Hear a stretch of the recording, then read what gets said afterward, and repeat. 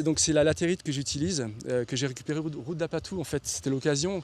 Comme la route laisse voir les contreforts, on peut comme ça voir les différentes teintes de latérite.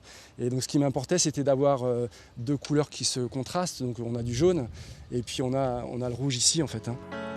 De la boue en guise de peinture et un photographe pour peindre sur ses murs, un paradoxe nécessaire afin de réaliser l'œuvre abstraite imaginée par Ronan Liétard.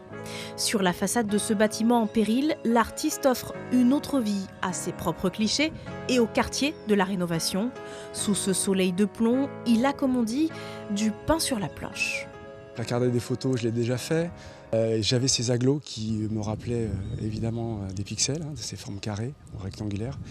Et l'idée de ce projet part d'une rénovation, de la rénovation urbaine. Donc en fait c'est un quartier qui est né dans les années 70 et il y a des gens qui y habitent depuis 50 ans, voire plus, notamment Tati-Léodate que tout le monde connaît.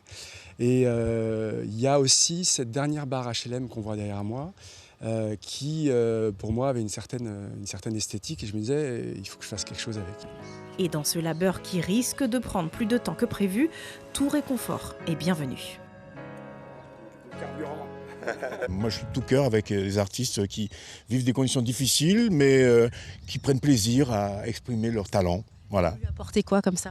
C'est du café. Donc, on s'organise, c'est qu'il aime beaucoup le café. Donc, je suis parti de la maison, je dis bon, je vais le ravitailler. Et après, ça va être de l'eau. Après, voilà. Et puis, on appelle d'autres potes. Les portraits que Ronan Liétard dessine en pixels sont ceux des habitants du quartier, immortalisés au cours des 2 derniers mois. Le visage de Claire est le premier sur les murs. Merci de m'avoir mis en première. J'ai bien vu hier soir les portraits, ça se voit mieux la nuit que le jour. Mais je n'ai pas prêté attention au fait, pour savoir qui était dessus ou pas. Mes enfants, ils me disaient oh, « mais maman, on va te voir et tout, comme tout enfant ». Mais non, pour moi, c'était quand même une fierté de pouvoir mettre ma photo pour pouvoir se souvenir de notre quartier. Comme elle, Anaëlle a aussi accepté de jouer le jeu. Le photographe était en train de chercher des habitants, puis il a vu mon père et puis il a demandé si ça dérangeait pas mon père de me prendre aussi en photo. Ça m'a plu de représenter le bâtiment, c'était comme une fierté. De l'autre côté des anciens bâtiments en béton, Anne-Marie et Viviane, des sourires bien connus à la réno, elles vivent ici depuis la naissance du quartier et se réjouissent de l'initiative.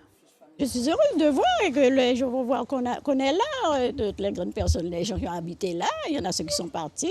Et même mon arrière-petit-fils, il vient et je l'amène se promener. Je suis contente de voir que le quartier s'arrange.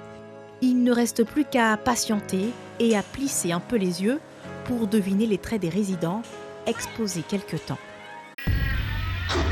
Suivez l'info sur Guyana Première, télé, radio et internet.